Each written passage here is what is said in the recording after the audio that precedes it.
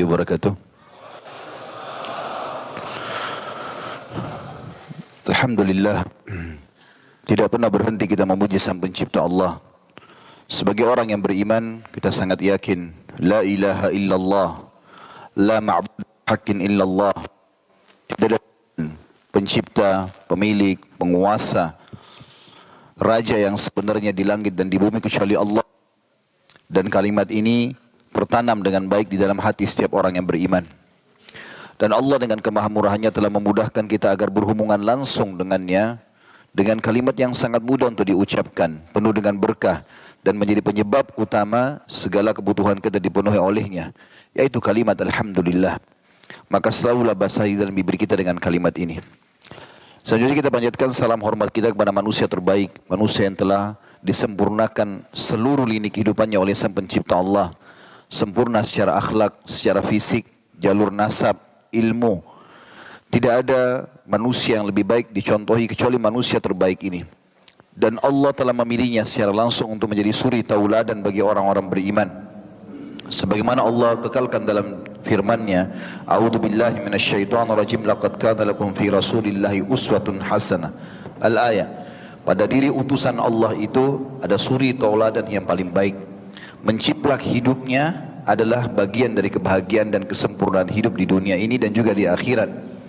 Menciplak segala macam yang berhubungan dengannya, makan, minum, pakaian, rumah tangga, berekonomi, berpolitik, apa saja. Dan mengucapkan salam hormat kepadanya dibalas oleh Allah 1 kali dengan 10 kali tambahan rahmat. Dan rahmat Allah luas sekali, masuk dalamnya pengampunan dosa, peninggian derajat dan pemenuhan segala kebutuhan. Maka sangat wajar setelah memuji Allah Alhamdulillah kalau kita selalu membacakan salawat dan taslim kepada Nabi Muhammad sallallahu wa ala alihi wa sahbihi wasallam. Pertama-tama tentu sebelum saya memulai tema ini, kita duduk di sini teman-teman sekalian, dan sering saya bahasakan ini bukan karena saya lebih pintar daripada Bapak Ibu sekalian, tapi kita menjalankan firman Allah Subhanahu wa taala, "Wa dzakir fa inna dzikra tanfa'ul mu'minin." Saling memberikan peringatanlah karena peringatan sangat bermanfaat bagi orang-orang beriman. Juga menjalankan sabda Nabi alaihi salatu wassalam, "Ad-dinun nasihah." Agama ini semua isinya nasihat. Ilmu ini yang kita pelajari teman-teman sekalian adalah sesuatu yang paling mahal dalam hidup kita. Kata para ulama, tidak ada yang lebih mahal daripada ilmu. Tidak ada yang lebih mahal daripada ilmu. Karena memang dengan ilmu itu kita akan bisa mendapatkan apa saja yang kita inginkan. Kata Imam Syafi'i rahimahullah, siapa yang ingin dunia, dia harus berilmu. Siapa yang ingin akhirat, dia harus berilmu. Dan siapa yang ingin keduanya, dia harus berilmu. Dan ilmu di sini adalah ilmu agama. Ilmu itu akan menjaga kita, sementara harta kita sibuk menjaganya.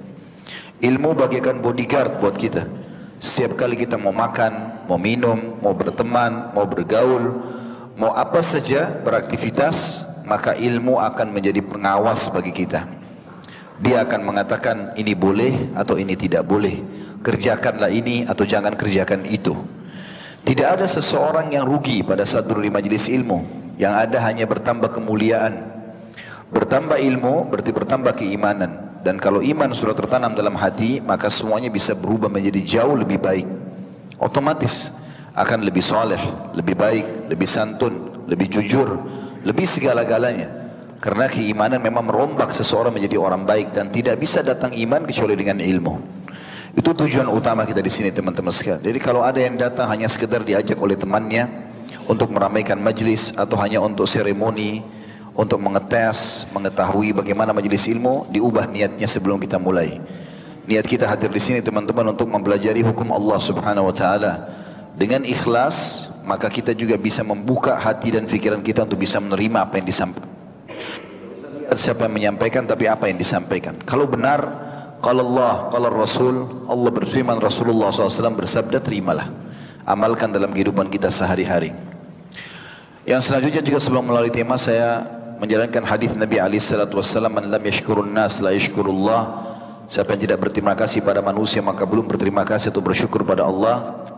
Berbanding mengucapkan kepada Pak Farid dan seluruh jajaran teman-teman Pelindo dan seluruh pengurus masjid serta seluruh jemaah Kota Makassar yang sudah hadir di sini, Jazakumullah khairan sudah hadir di sini, dan juga semua yang berpartisipasi insyaallah diberikan pahala oleh Allah Subhanahu wa taala, baik yang menjadi penyebab adanya acara ini ataupun yang ikut serta dalam mengajak teman-teman dan kerabatnya untuk hadir insyaallah. Tema kita adalah indahnya istighfar dan taubat. Teman-teman sekalian, mungkin banyak orang di antara kita kadang-kadang masih menganggap remeh tentang masalah istighfar ini dan taubat.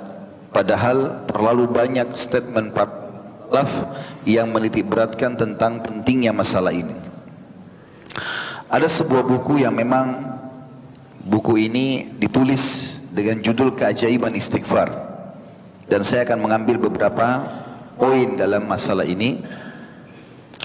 Yang menarik adalah waktu saya membuka buku ini, saya menemukan cukup banyak statement para salafus saleh berhubungan dengan masalah istighfar ini.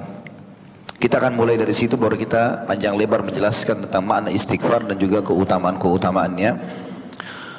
Abu Musa radhiyallahu anhu, sahabat Nabi, berkata, dahulu kita memiliki dua pelindung dari azab, dari siksaan. Salah satunya telah pergi, yaitu keberadaan Rasulullah sallallahu alaihi wasallam di tengah-tengah kita. Dan tersisa satu lagi, yaitu istighfar. Apabila ia juga telah pergi dari diri seseorang, maka binasalah dia. Di zaman Nabi SAW, kalau kita hidup di zaman itu, kalau ada sahabat yang berbuat dosa, dia tinggal datang kepada Nabi SAW, ya Rasulullah, saya buat dosa, tolong mohonkan maaf kepada Allah. Nabi istighfar, Allah kabulkan. Selain dia juga bisa istighfar.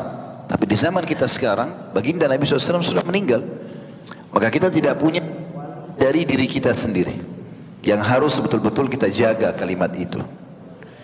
Rabi ibn rahimahullah, salah satu ulama tabi'in, berkata, merendahlah kalian kepada Rabb kalian, berdoalah kepadanya di kala senggang, karena Allah berfirman dalam hadis qudsi, Nabi SAW bersabda, Allah berfirman, man da'ani fir rakha'i ajabtuhu fi syiddah, wa man sa'alani a'taitu, wa man tawadha'a li rafa'tuh, wa man tafarraga li rahimtu, wa man istaghfarani ghafartulah. Allah berfirman, dan ini kekal dibaca oleh orang-orang beriman dalam hadis yang sahih, barang siapa yang berdoa kepadaku di kala lapang, dia lagi sehat, lagi kaya, lagi punya jabatan, ya, lagi gembira, niscaya aku mengabulkan doanya jika ia berdoa di kala susah. Jadi kalau teman-teman lagi sakit, lagi terlilit utang, lagi butuh pekerjaan, lagi apa saja, kata kunci untuk mendapatkan jalan keluar adalah selalu berdoa kepada Allah di waktu lapang. Kadang-kadang subhanallah kita malah di waktu lapang ini malas beribadah, karena melihat nikmatnya Allah banyak, maka merasa tidak perlu berdoa. Padahal ini kata kunci, nanti kalau kita susah akan diterima doanya. Lanjutan hadisnya, barang siapa yang meminta kepadaku, merengek, memohon kepada Allah, bahkan terhadap rahmat Allah, bagian daripada ibadah. Sudah sehat, minta ditambah kesehatan. Sudah kaya, minta ditambah kekayaan. Sudah punya keturunan, minta ditambahkan keturunan. Terus tamak terhadap rahmat Allah, ini adalah ibadah. Siapa yang meminta kepadaku, niscaya aku memberinya. Lanjutannya, barang siapa yang merendah diri kepadaku, makin tinggi jabatannya, makin baik kedudukannya, makin banyak hartanya, makin sehat tubuhnya, makin banyak nikmat Allah, makin merendah, niscaya kata Allah, aku akan mengangkat derajatnya. Artinya Allah makin muliakan di tengah-tengah manusia. Dan barang siapa yang mencurahkan dirinya beribadah kepadaku, niscaya aku akan merahmatinya. Rahmat artinya memberikan dia karunia. Dan barang siapa yang memohon ampun kepadaku, niscaya aku akan mengampuninya. Ibnu Jauzi berkata rahimahullah, Iblis berkata, aku membinasakan anak cucu Adam dengan dosa, dan mereka membinasakanku dengan istighfar, dengan la ilaha illallah. Saya ulangi, Iblis berkata, aku membinasakan anak cucu Adam dengan dosa, dan mereka membinasakanku, membalas menyerangku dengan istighfar dan la ilaha illallah. Manakala aku melihat hal itu pada mereka, aku tanamkan hawa nafsu pada mereka, di mana mereka berbuat dosa tapi tidak beristighfar. karena mereka mengira diri mereka berbuat baik. Qatadah rahimahullah berkata, Al-Quran menunjuki kalian penyakit dan obat penyembuh kalian. Saya ulangi, Al-Quran menunjuki kalian penyakit dan obat penyembuh untuk penyakit kalian itu. Penyakit kalian adalah dosa dan obat penyembuh kalian adalah istighfar. Tidak ada teman-teman sekalian yang menahan rezeki dari langit kecuali dosa. Maka istighfar penyebab kita mendapatkan kembali itu semua. Ali bin Abi Thalib radhiyallahu anhu berkata, yang aneh adalah orang yang binasa padahal keselamatan ada bersamanya. Beliau ditanya, apa keselamatan itu? Kata Ali bin Abi Thalib, istighfar. Jadi dengan istighfar Allah tidak akan hukum dia, karena dia langsung minta maaf kepada Allah. Beliau juga berkata, radhiyallahu anhu, Ali berkata, tidaklah seorang hamba diilhami oleh Allah subhanahu wa ta'ala untuk beristighfar, sementara dia Allah berkehendak untuk mengazabnya. Maksudnya, kalau Allah mudahkan lisan kita mengatakan astagfirullah dan hati kita ikut dengan itu, berarti Allah memang ingin kita selamat. Juga salah seorang yang saleh dari salafus saleh berkata, hamba berada di antara dosa dan nikmat. Hamba berada di antara dosa dan nikmat. Keduanya tidak akan menjadi baik kecuali nikmat disyukuri, dosa diistighfari. Diriwayatkan juga dari Luqman Al-Hakim bahwa dia berwasiat kepada putranya, wahai anakku, Allah memiliki beberapa waktu, tidak ditolak orang yang meminta pada waktu itu, maka perbanyaklah istighfar. Aisyah berkata radhiyallahu anha, Ummul Mukminin, tuba, sebuah pohon yang penuh dengan buah-buahan di surga nanti, bagi yang memperbanyak atau mendapat banyak istighfar dalam catatan buku amalnya. Abu An-Minhal juga berkata rahimahullah, tidaklah seorang hamba didampingi di dalam kuburnya oleh pendamping yang lebih dicintainya daripada istighfar.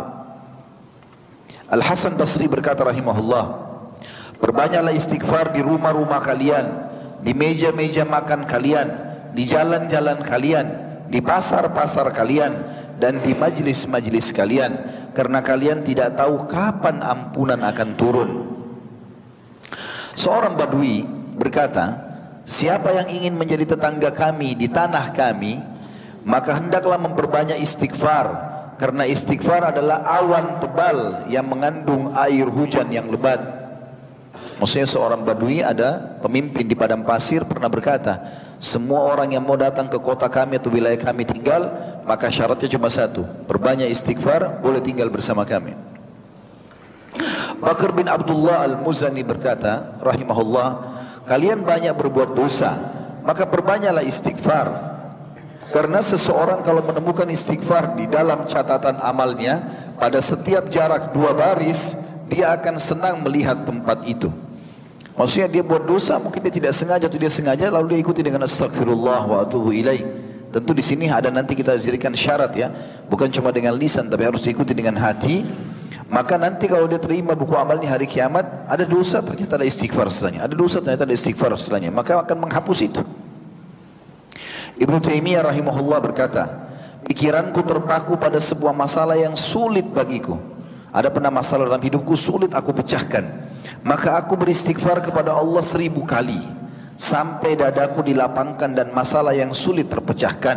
Aku kadang berada di pasar, masjid atau sekolah, tapi hal itu tidak menghalangiku dari zikir dan istighfar sampai aku meraih apa yang aku inginkan. Ini teman-teman sekalian landasan kenapa saya mau membahas tentang masalah indahnya istighfar dan taubat ini. Istighfar itu sendiri adalah pengajuan permohonan maaf kepada Allah. Sementara taubat pengikraran untuk tidak mengulanginya. Jadi kalau teman-teman di kantor gini buat salah, maafin saya Pak misalnya, itu istighfarnya. Seperti kita bilang, ya Allah maafin saya. Taubatnya adalah menulis ya, surat pernyataan tidak akan mengulangi pelanggaran itu namanya taubat. Jadi kalau kita bilang astagfirullah wa atubu ilaih, saya memohon maaf kepadamu ya Allah dan saya bertekad tidak akan mengulanginya.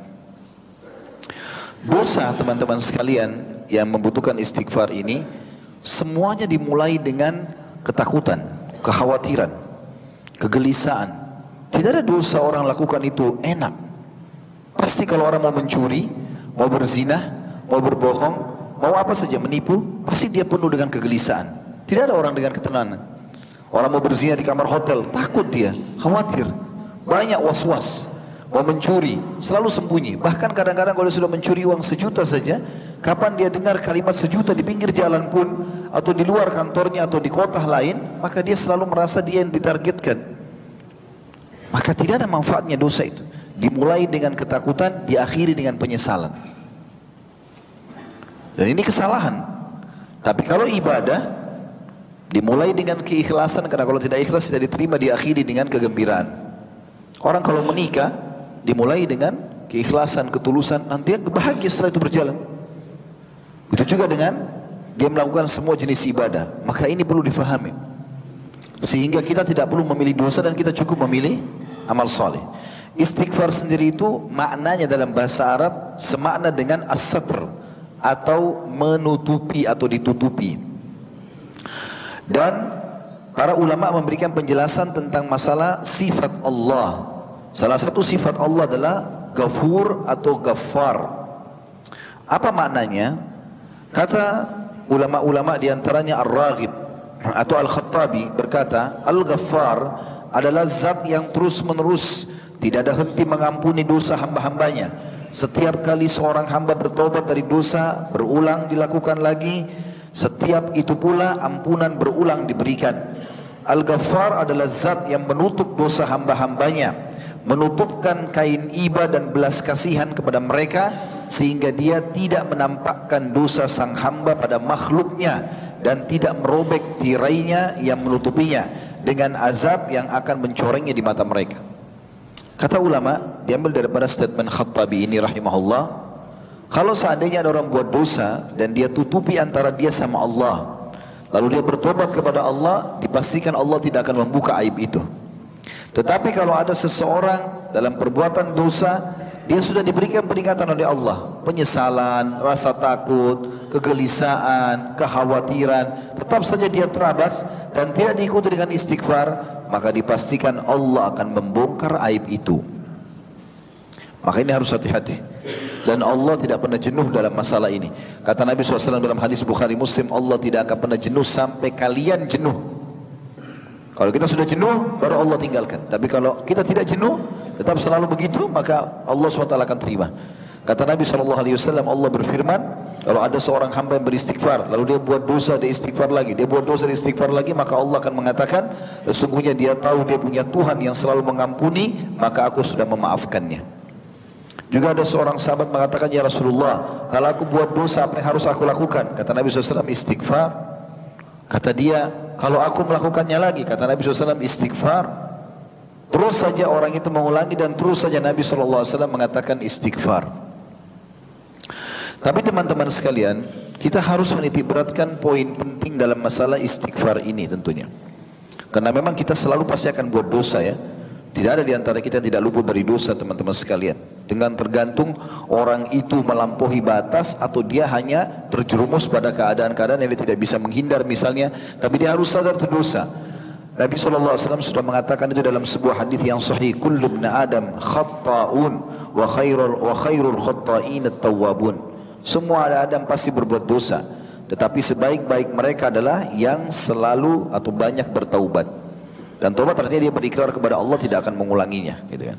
Di sini bukan kita mengatakan lakukanlah dosa lalu istighfar, dosalah istighfar, bukan itu yang dimaksud. Karena nanti akan kita jelaskan ada statement para ulama yang mengatakan kalau istighfar itu hanya boleh diikuti dengan lisan dan hati. Dan memang dia bertekad tidak mengulanginya. Kalau orang seperti ini kemudian dia terjerumus dalam dosa satu waktu tanpa dia sengaja lagi atau dalam kondisi tidak sadar, maka tetap Allah akan terima istighfarnya. Tapi kalau istighfar hanya permainan lisan, astagfirullah, tapi tetap saja masih dalam sesuatu yang haram dengan tidak niat meninggalkannya, maka ini tentu saja istighfarnya itu butuh istighfar yang lain. Sebagaimana dijelaskan oleh para ulama. Saya jelaskan misalnya, atau ini penyampaian disampaikan oleh para ulama berhubungan dengan masalah itu. Ibnu Qayyim berkata rahimahullah, siapa yang beristighfar dengan lisannya dan tidak diikuti oleh hatinya, maka berarti istighfarnya itu harus diikuti dengan istighfar yang lain.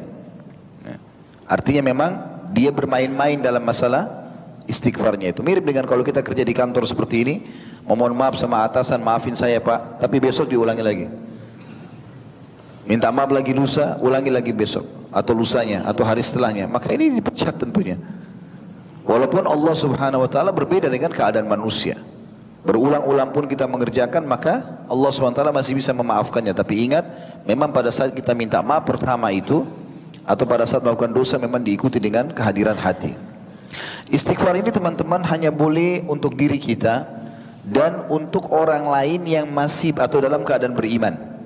Kalau orang dalam keadaan tidak beriman, maka tidak boleh kita memohon ampun untuknya.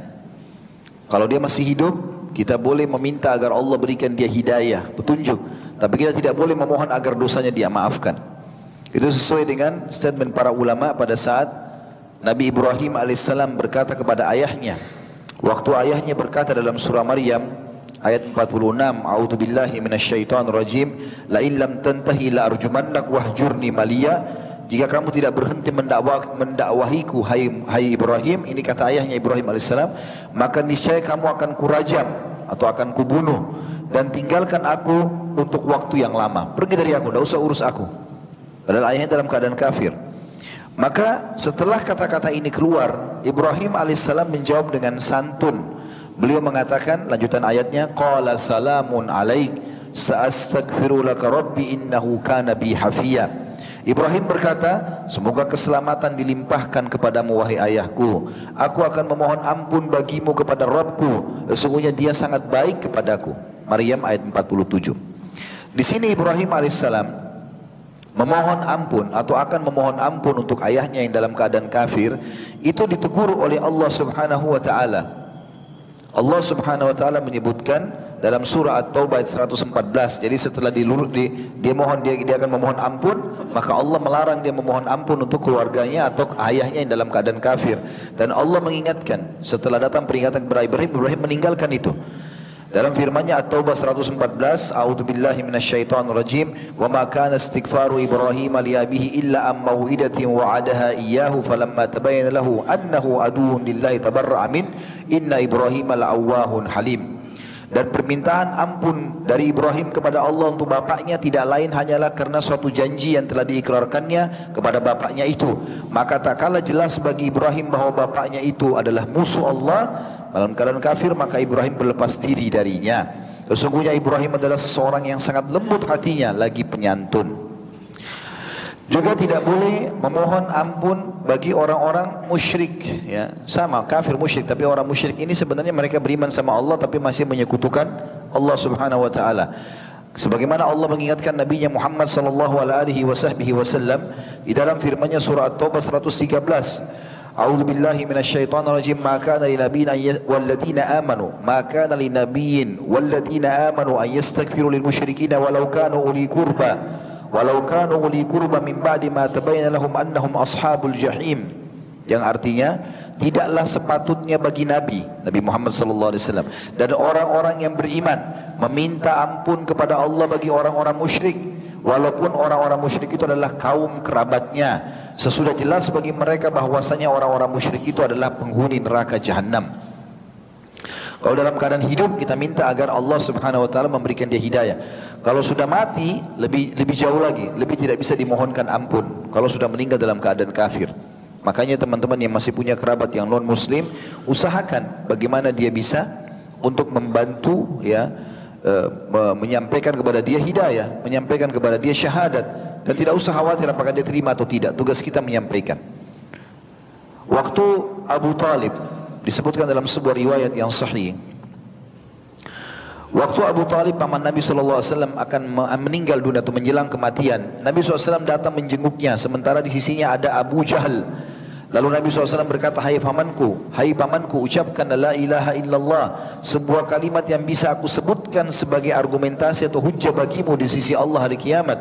Abu Jahal dan Abdullah bin Abi Umayyah berkata, hai Abu Talib, apakah kau membenci agama Abdul Muttalib, bapakmu? Maka mereka berdua terus senantiasa mengulang-ulangi perkataan mereka sampai akhirnya perkataan terakhir yang diucapkan oleh Abu Talib adalah, saya tetap berpegang pada agama Abdul Muttalib, atau agama menyembah berhala, musyrik. Maka Nabi SAW bersabda, aku akan terus memohon ampun untukmu selama aku tidak dilarang. Maka turunlah firman Allah Subhanahu wa taala, maka li nabiyyin walladzina amanu ay yastaghfiru lil musyrikin walau kanu uli qurba min ba'di ma tabayyana lahum annahum ashabul jahim. Tidaklah sepatutnya bagi nabi dan orang-orang yang beriman memohon ampun kepada Allah bagi orang-orang musyrik, walaupun orang-orang musyrik itu adalah kaum kerabatnya. Sesudah jelas bagi mereka bahwasanya orang-orang musyrik adalah penghuni neraka jahanam, maksudnya meninggal dalam keadaan kafir. Kemudian juga dalam surah Al-Qasas ayat 56 Allah berfirman, a'udzubillahi minasyaitonir rajim, innaka la tahdi man ahbabta walakin Allah yahdi man yasha wa huwa a'lamu bil muhtadin. Sesungguhnya kau tidak bisa memberikan petunjuk hai Muhammad kepada orang yang kau kasihi, tetapi Allah memberikan petunjuk kepada orang yang dikehendakinya, dan Allah lebih mengetahui orang-orang yang mau menerima petunjuk. Artinya makna ayat ini teman-teman sekalian, kalau ada orang memang Allah sudah tahu sebagai pencipta tidak mau bertaubat, tidak mau baik, maka Allah sesatkan sekalian. Ada orang begitu, subhanallah, kita sudah berikan nasihat, kita berikan masukan, tidak mau dengar. Bahkan sampai kepadanya argumentasi segala macam, dia tidak mau tahu. Ya. Dan ini berbahaya tentunya, peringatan-peringatan Allah datang dia tidak mau, maka Allah sesatkan sekalian. Allah sibukkan dia dengan kemaksiatannya. Wa na'udzubillah tentunya. Begitu juga teman-teman tidak boleh memohon ampun untuk orang-orang munafik. Untuk orang-orang munafik, sebagaimana disebutkan kisah tentang Abdullah bin Ubay. Abdullah bin Ubay ini salah satu pemimpin orang munafik di Madinah. Pada saat dia sakit keras, dia mengatakan, hai Muhammad, dia mengatakan Nabi SAW, tentu karena dia lebih tua dari Nabi, dia panggil Muhammad gitu kan. Memang dia orang munafik, bukan muslim. Nah, dia pura-pura Islam, maka dia mengatakan, datanglah jenguk aku. Maka datanglah Nabi SAW menjenguknya. Lalu kemudian setiap kali Nabi SAW nasihati, selalu saja dia nolak. Dan dia selalu mengatakan, mana suku-tuku Yahudi fulan atau suku fulan dan suku fulan. Sampai akhirnya waktu Nabi SAW nasihati, dia mengatakan, sudahlah Muhammad, bukan saatnya bicara masalah itu. Saya hanya ingin pada saat saya meninggal, maka engkau memberikan bajumu ini agar aku dikafani dengannya, dan mohonlah ampun untukku. Maka Nabi SAW mengatakan, baiklah, aku akan lakukan gitu kan. Ternyata setelah Nabi SAW keluar, beberapa saat meninggallah Abdullah bin Ubay ini. Anaknya, Abdullah ini ada anak dia namanya Abdullah juga. Sampai diberikan julukan Abdullah si ayah munafik dan Abdullah si anak si mukmin. Orang beriman anaknya dan sangat kuat imannya. Datang kepada Nabi SAW mengatakan, ya Rasulullah, sesungguhnya aku meminta pakaian anda untuk mengkafani ayahku, dan aku juga mohon agar anda memohon ampun untuknya. Maka Nabi SAW mengatakan, baiklah, aku akan melakukannya. Dan bawalah jenazah ayahmu untuk aku solati di masjidku ini. Maka dibawalah jenazahnya orang munafik ini. Waktu Nabi SAW mau solat, kata Umar bin Khattab radhiyallahu anhu, aku belum pernah bersikap tegas kepada Nabi SAW seperti bersikap pada saat itu. Aku pun memegang pundak Nabi SAW dan mengatakan, ya Rasulullah, ini munafik, jangan disolati. Maka Nabi, karena kalau mensolatinya, solat jenazah 4 kali takbir. Di takbir yang ketiga kita memohon ampun buat si mayit. Dan istighfar Nabi dikabulkan oleh Allah SWT. Maka Umar mengatakan, ya Rasulullah, jangan mohon ampun, orang ini munafik. Banyak sekali permasalahan dilakukan pada saat masih hidup gitu. Maka Nabi SAW mengatakan, aku akan terus beristighfar untuknya selama aku belum dilarang, karena bentuk cinta beliau kepada umatnya. Maka turunlah firman Allah Subhanahu wa taala yang mengingatkan Nabi alaihi salatu wassalam di dalam firman yang sangat masyhur surah At-Taubah ayat 80. Istaghfir lahum aw la tastaghfir lahum in tastaghfir lahum 70 marratan falan yaghfir Allahu lahum dzalika bi annahum kafaru billahi wa rasulih wallahu la yahdil qaumal fasiqin.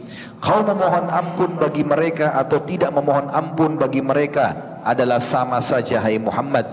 Kendati pun kau memohon ampun bagi mereka 70 kali, namun Allah sekali-kali tidak akan memberikan ampunan kepada mereka.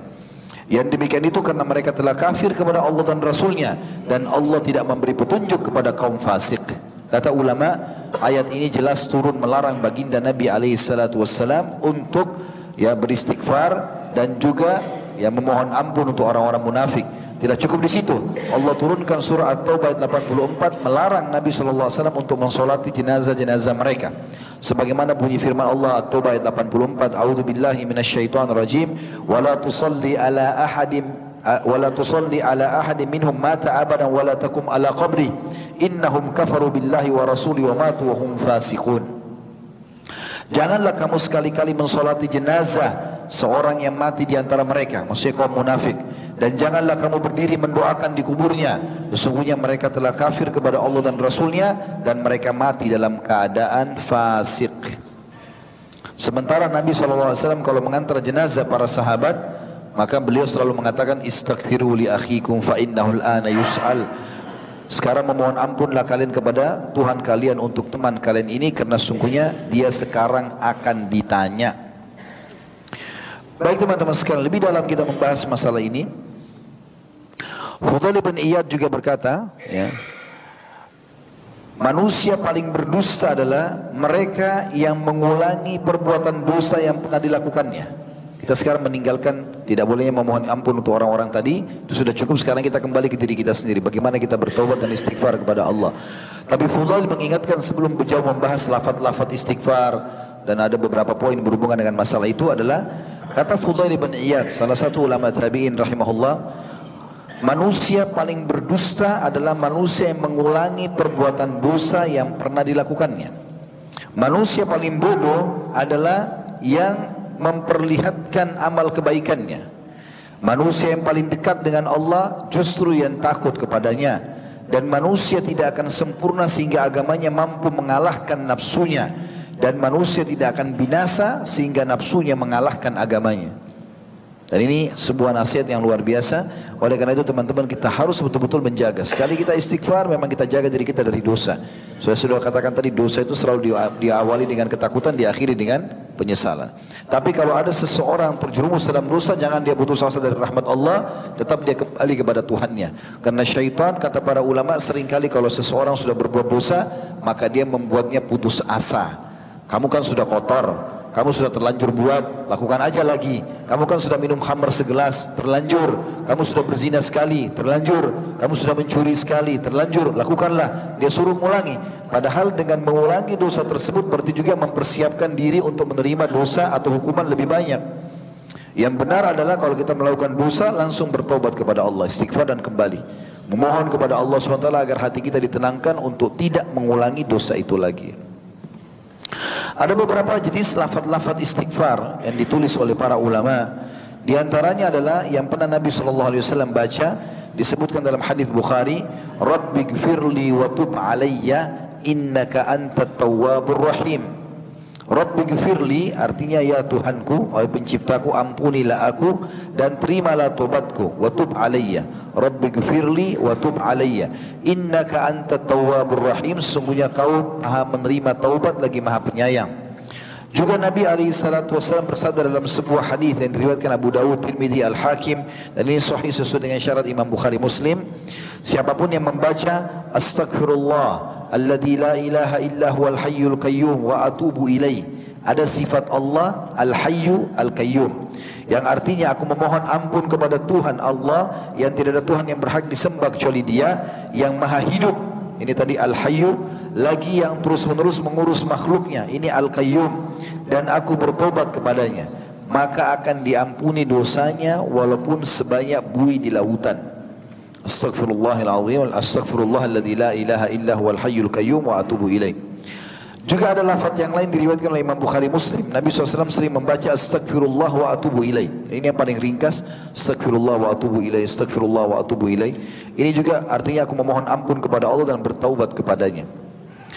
Di antara juga yang diajarkan Nabi SAW adalah sayyidul istighfar atau tuannya istighfar, yang berbunyi Allahumma anta rabbi la ilaha illa anta khalaqtani wa ana abduka wa ana ala ahdika wa wa'dika mastata'at a'udzu bika min syarri ma sana'tu wa abu'u laka bi ni'matika alayya wa abu'u bi dhanbi faghfirli fa innahu la yaghfiru dhunuba illa ant.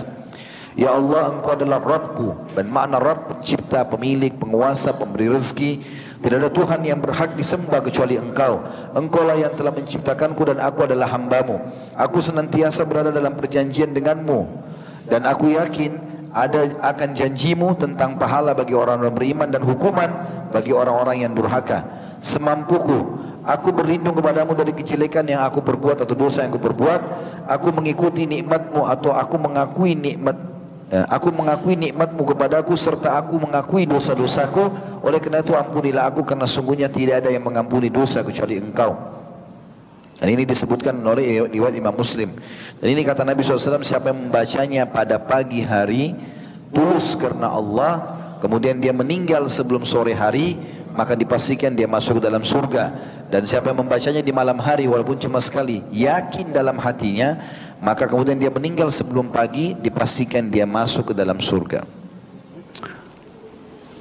Kondisi yang paling baik untuk beristighfar dan bertaubat adalah dianjurkan terutama setelah melakukan ibadah. Makanya setelah solat ada lafaz astagfirullah, astagfirullah, astagfirullah minimal atau dibaca oleh Nabi SAW 3 kali dengan lafaz itu, astagfirullah, astagfirullah, astagfirullah. Juga selepas melakukan ibadah haji, sebagaimana Allah berfirman dalam surah Al-Baqarah 199, A'udzu billahi minasyaitonir rajim, tsumma afidu min haitsu afada an-nas wastaghfirullah innallaha ghafurur rahim, innallaha ghafurur rahim. Kemudian bertolaklah kamu dari tempat bertolaknya orang-orang, yaitu padang Arafah, dan memohon ampunlah kepada Allah. Sesungguhnya Allah Maha Pengampun lagi Maha Penyayang. Juga yang kedua, istighfar di akhir malam, dan ini sangat dianjurkan. Kalau seseorang bangun tengah malam, maka memperbanyak istighfar. Allah menyebutkan di dalam Al-Imran, surah Al-Imran ayat 17. Jadi walaupun tidak sholat malam ibadah tersendiri. Tapi kalau dia tengah malam, apalagi menjelang subuh, kemudian dia banyak istighfar, ini waktu yang paling tepat dimaafkan oleh Allah SWT. Allah berfirman, Al-Imran 17, A'udzu billahi minasyaitonir rajim, as-sabirina was-sadiqina wal-qanitina wal-munfikina wal-mustaghfirina bil ashar. Orang-orang yang banyak bersabar, yang jujur, yang selalu taat, dan yang menafkahkan hartanya di jalan Allah, dan yang memohon ampun di waktu sahur atau akhir malam. Subhanallah, saya berapa kali membaca ayat ini belum sempat engah tentang masalah makna ashar. Saya berpikir orang beristighfar di waktu kapan saja gitu. Saya pernah duduk di Masjidil Haram menunggu menjelang subuh, lagi rame-ramenya orang gitu. Kemudian ada satu orang sudah tua berjenggot putih sekali. Saya melihat orang ini dari jauh, dia jalan. Dia lagi ngomong, tapi saya tidak dengar apa yang dia ucapkan dari keramaian orang-orang. Setiap orang seperti ini dilewatin sama dia. Dia ngomong, dia lewat lagi, dia ngomong lagi. Sepanjang jalan Masjidil Haram itu. Sampai dia lewat di depan saf kami. Kemudian dia mengatakan, Astagfirullah, Astagfirullah. Sampai dia kasih isyarat tangan. Wah, dia baca ayat ini. Wal mustaghfirina bil ashar. Ashar hadzal waqt, dia bilang. Dia bilang istighfarlah kepada Allah. Istighfar kepada Allah. Karena Allah mengatakan, dan orang-orang yang beristighfar di waktu ashar. Dan ingatlah, ashar itu adalah sekarang. Itu pada saat menjelang subuh. Jadi subhanallah, Allah kadang-kadang memberikan kita ilmu juga dari orang-orang yang saleh, yang mengamalkan dari amal-amal itu. Allah juga menyebutkan dalam surah Az-Zariyat ayat 17 sampai ayat 18, A'udzu billahi minasyaitonir rajim, kanu qalila minal laili ma yahja'un wa bil ashari hum yastaghfirun. Mereka sedikit sekali tidur di malam hari, dan di akhir-akhir malam mereka memohon ampun kepada Allah. Dan telah disebutkan juga dalam tafsir firman Allah SWT tentang kisah Nabi Yaqub alaihissalam dalam surah Yusuf ayat 98, A'udzu billahi minasyaitonir rajim, qala sawfa astaghfiru lakum rabbi innahu huwal ghafurur rahim. Yaqub berkata kepada anak-anaknya, aku akan memohonkan ampun bagi kalian kepada Rabbku, sesungguhnya dialah yang Maha Pengampun lagi Maha Penyayang. Beliau menunda istighfar sampai akhir malam. Yang menjadi sebab keutamaan waktu itu adalah bahwa Allah SWT mengabulkan doa pada waktu tersebut, memberikan orang yang meminta dan mengampuni orang-orang yang memohon ampun. Jadi Yaqub alaihissalam mengatakan, saya akan mohon ampun untuk kalian, tapi saya akan tunggu di waktu malam untuk khusus memohon ampun untuk kalian.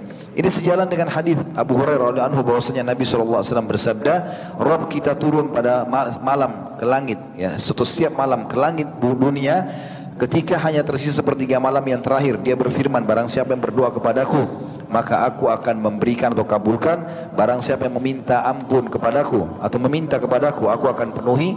Dan barang siapa yang memohon ampun kepadaku, aku akan ampuni. Dari hadis Khalid bin Ma'dan juga Allah SWT berfirman dalam hadis qudsi, "Inna habba ibadi ilayya al-mutahabbuna bihubbi al-muta'allaku qulubuhum bil masajid wal mustakfirina bil ashar." Kita tutup dengan poin ini salat Isya dulu insyaallah. Artinya hadis ini adalah sesungguhnya hambaku kata Allah SWT yang paling aku cintai adalah yang saling mencintai dengan cintaku. Maksudnya orang mukmin mencintai mukmin yang lain karena ibadahnya. Kita mencintai karena ini orang soleh, kita cintai dia. Kita bantu dia, kita berikan apa saja. Pokoknya kita berbaik sama dia karena kita tahu dia orang dekat sama Allah. Itu adalah orang yang paling Allah cintai. Sungguhnya hambaku yang paling aku cintai adalah yang saling mencintai dengan cintaku. Dan yang terpaut hatinya dengan masjid. Dari solat ke solat, selalu mau ingin disolat di masjid. Dan yang ketiga adalah orang yang selalu memohon ampun pada waktu akhir malam. Dan hadis ini diriwayatkan oleh Imam Bukhari. Jadi insyaAllah kita lanjutkan nanti setelah solat Isya dengan sisa materi kita. Subhanakallahumma bihamdika asyhadu an la ilaha illa anta astaghfiruka wa atubu ilaik. Wassalamualaikum warahmatullahi wabarakatuh. Assalamualaikum warahmatullahi wabarakatuh. Alhamdulillah wassalatu wassalamu ala Rasulillah. Segala puji dan puja kehadirat Allah Subhanahu wa taala, juga salawat dan taslim kepada Nabi besar Muhammad sallallahu alaihi wasallam. Kita sudah menyebutkan tadi dua waktu dan kondisi yang paling tepat beristighfar, yaitu setelah melakukan ibadah secara umum, kemudian istighfar di akhir malam. Dan yang ketiga adalah beristighfar pada saat penutupan majlis, baik itu majlis ilmu atau apa saja. Kata para ulama yang dimaksud dengan majlis adalah setiap kali orang duduk, baik dia sendirian ataupun ada orang lain bersamanya. Sesuai dengan sabda Nabi SAW, bahwasanya beliau, kata Aisyah radhiyallahu anha, tidak pernah berdiri bangkit dari majlis kecuali membaca Subhanakallahumma wa rabbi wa bihamdik la ilaha illa anta astaghfiruka rabbi wa atubu ilaik. Subhanakallahumma rabbi wa bihamdik la ilaha illa anta astaghfiruka rabbi wa atubu ilaik. Maha suci Engkau ya Allah, ya Rabb, aku memujimu, tidak ada Tuhan yang berhak disembah kecuali Engkau. Aku memohon ampun kepadamu ya Rabbi, dan aku bertaubat kepadamu. Lalu aku bertanya, kata Aisyah, wahai Rasulullah, betapa seringnya anda membaca doa ini apabila akan bangkit? Jadi walaupun Nabi duduk sendiri, membaca ini juga. Apalagi kalau sedang ramai-ramai, termasuk majlis ilmu. Maka beliau menjawab, la yakuluhunna min ahadin hina yakumu min majlisihi illa ghufira lahu ma kana minhu fi dzakal majlis. Tidaklah seseorang mengucapkan ketika bangkit dari majlisnya kecuali diampuni semua dosa-dosanya yang ada dalam majlis tersebut. Kata ulama, maksud dalamnya adalah apa yang dia lihat, apa yang dia dengar, apa yang dia ucapkan, apa yang didiskusikan, apa yang difikirkan, apa yang diprogramkan, semuanya masuk dalamnya, akan dimaafkan oleh Allah Subhanahu wa taala tentunya kalau dia membaca ini. Sebagian ulama mengatakan dengan memohon ini pada saat bubar dari majlis, berarti sama saja seseorang memohon agar diampuni dosanya yang sudah dilakukan pada saat majlis itu, dan dosa yang akan dia lakukan kalau dia programkan. Kalau dia baca ini, bukan mustahil Allah Subhanahu wa taala akan membatalkan niat buruknya kalau dia niat buruk. Kapan dia duduk dalam sebuah majlis dia niat buruk, maka Allah akan batalkan niat buruknya itu dengan membaca kafaratul majlis ini. Kemudian keadaan yang keempat, memohon ampunan bagi orang yang sudah meninggal. Tadi kalau memohon ampun buat diri sendiri, ya. Kalau orang meninggal pun boleh dimohonkan ampun. Nabi SAW ketika selesai mengubur jenazah selalu mengucapkan istaghfiru li akhikum wasalu lahu bitathbit fa innahu al-ana yus'al. Mohonlah atau mintalah ampun kepada atau bagi saudara kalian ini, dan mintakanlah keteguhan agar lisannya bisa menjawab para malaikat, dan juga karena dia sekarang akan ditanya. Allah Subhanahu wa taala, teman-teman, dengan kemahamurahannya tidak hanya memberikan kesempatan kita untuk memohon ampun dan beristighfar sehingga dia memaafkan kita, dan akhirnya terbukalah segala macam pintu-pintu rezeki yang dia janjikan. Tapi Allah juga menyiapkan makhluk-makhluknya yang lain yang memohon ampun buat kita. Di antaranya adalah ciptaan Allah yang mulia, para malaikat. Malaikat itu setiap harinya memohon ampun kepada Allah untuk orang-orang beriman. Sebagaimana Allah menjelaskan di dalam Al-Quran, di dalam surah Al-Mu'min ayat 7. A'udzu billahi minasyaitonir rajim. Alladzina yahmiluna al-arsya wa man hawlahu yusabbihuna bihamdi rabbihim wa yu'minuna bihi wa yastaghfiruna lilladzina amanu. wa yastaghfiruna lilladina amanu rabbana wasi'ta kulla syai'in rahmatan wa ilma faghfir lilladina tabu wattaba'u sabilaka wa qihim adzabal jahim.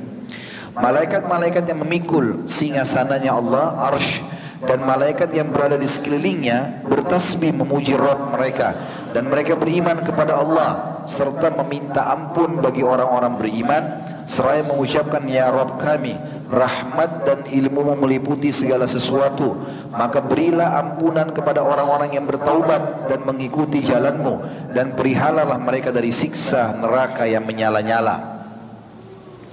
Juga disebutkan di dalam firman Allah surah Asy-Syura ayat 5 bahwasanya Allah memerintahkan para malaikat untuk memohon ampun bagi orang beriman. A'udzu billahi minasyaitonir rajim. Takadus samawati yatafattarna min fawqihim wal malaikatu yusabbihuna bihamdi rabbihim wa yastaghfiruna liman fil ard. Ala innallaha wal ghafurur rahim. Hampir saja langit itu pecah dari sebelah atas karena kebesaran Allah, dan malaikat-malaikat bertasbih serta memuji Rabb-nya dan memohon ampun bagi orang-orang yang berada di bumi. Ingatlah bahwa sungguhnya Allah dialah yang maha pengampun lagi maha penyayang. Teman-teman, bagi yang masih malas beristighfar dan bertaubat, maka ini manfaatnya sangat besar sebagaimana sudah kita jelaskan statement para ulama salaf. Dan bukan cuma kita, para makhluk Allah yang mulia dari kalangan manusia, para nabi-nabi memohon ampun. Dimulai dari ayah kita Nabi Adam alaihissalam dan istrinya Hawa alaihissalam. Allah mengatakan untuk menceritakan tentang sikap mereka pada saat melanggar. Allah melarang memakan buah tertentu lalu mereka makan sebagai ujian. Maka mereka langsung beristighfar dan bertobat kepada Allah dengan lafaz surah Al-A'raf ayat 23, A'udzu billahi minasyaitonir rajim. Qala, ini berarti mereka berdua Adam dan Hawa berkata, Rabbana zalamna anfusana wa in lam taghfir lana wa tarhamna lanakunanna minal khasirin. Ya Tuhan kami telah menganiaya diri kami sendiri, dan jika Engkau tidak mengampuni kami dan memberi rahmat kepada kami, niscaya pastilah kami termasuk orang-orang yang merugi. Jadi untuk mengembalikan nikmat Allah yang sudah ada pada kita lalu hilang, itu dengan cara bertobat dan beristighfar. Nabi Adam AS tidak memohon kepada Allah untuk dikembalikan ke surga, tetapi Nabi Adam AS meyakini bahwasanya ini dosa, maka dia bertaubat. Dengan itu Allah kembalikan dia ke surga.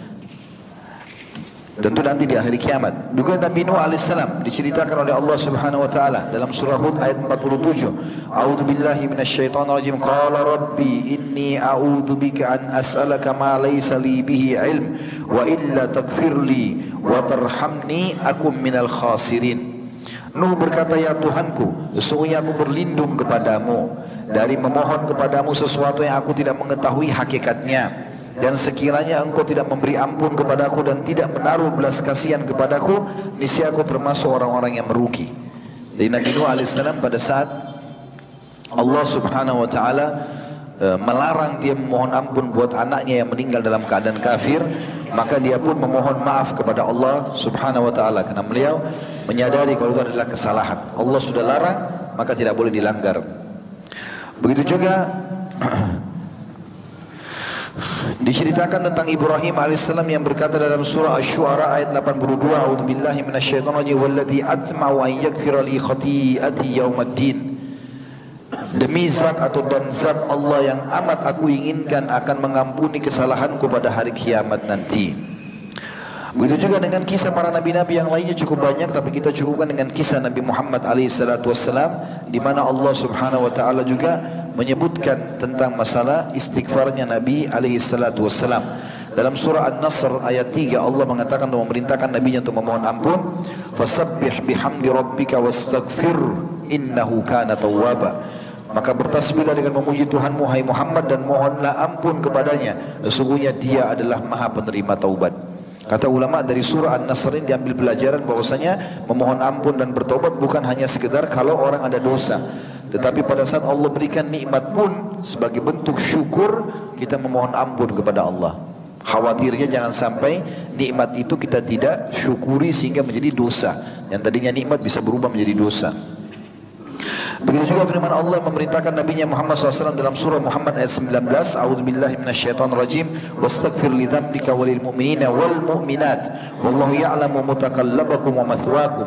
yang artinya, dan mohonlah ampunan bagi dosamu hai Muhammad, dan bagi dosa orang-orang mukmin laki-laki dan perempuan, dan Allah mengetahui tempat kamu berusaha dan tempat tinggalmu.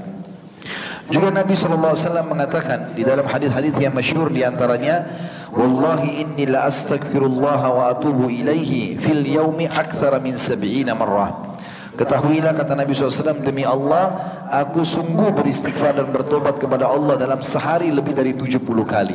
Dan hadis ini tentu hadis sahih diriwayatkan oleh Imam Bukhari. Kalau Nabi SAW saja yang sudah jelas diampuni dosanya yang lalu dan yang akan datang, memohon ampun kepada Allah, bagaimana dengan kita? Kalau ada yang bertanya apakah Nabi SAW melakukan pelanggaran, pernah disebutkan dalam beberapa kisah, gitu kan? Tapi para nabi-nabi itu kalau melakukan kesalahan ditegur oleh Allah, langsung diluruskan dan langsung diterima taubatnya, karena mereka langsung kembali kepada Allah Subhanahu Wa Taala. Seperti kasus misalnya pada saat Nabi SAW mengharamkan madu, ya, pernah terjadi. Aisyah mengatakan kepada Nabi SAW bahwasanya mulut anda bau ya Rasulullah, padahal Nabi SAW hanya makan madu saja karena ada kecemburuan pada istri yang lain. Maka akhirnya Nabi SAW pun pergi ke pinggir Madinah lalu memikirkan masalah itu. Setelah itu ada sahabat yang lewat mengatakan, ya Rasulullah, ada apa? Kata Nabi SAW, hari ini aku haramkan madu. Allah langsung menegur Nabi SAW dalam surat Tahrim ayat 1. Hai Nabi, kenapa kau berani-berani mengharamkan apa yang telah Allah halalkan hanya untuk mencari ridho istri-istrimu? Tapi di sini Allah SWT tegur untuk menjadi pelajaran langsung buat umatnya, dan Allah maafkan. Seperti itulah. Makanya di sini firman Allah dikatakan, hai Nabi, beristighfarlah atau memohon ampunlah atas dosa-dosamu dan juga orang-orang beriman. Ya. Tapi di sini bukan berarti Nabi SAW sengaja melakukan pelanggaran, ya. Nabi SAW orang yang paling menjaga diri dalam ketaatan, tetapi terlintas dalam kehidupan beliau hal-hal yang menjadi pelajaran bagi umat ini.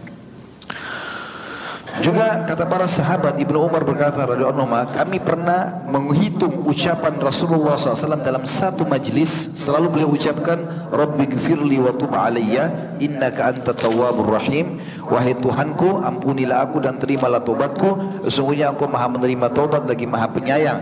Dalam satu majlis bisa sampai 100 kali. Hadis ini sahih diriwayatkan oleh Imam Muslim.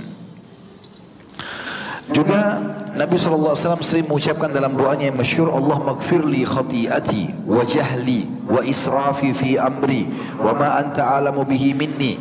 Allahumma maghfirli jiddi wa hazli wa khata'i wa amdi wa kullu dhalika indi. Allahumma maghfirli ma qaddamtu wa ma akhartu wa ma asrartu wa ma alantu wa ma anta alamu bihi minni. Antal muqaddimu wa antal muakhiru wa anta ala kulli syai'in qadir.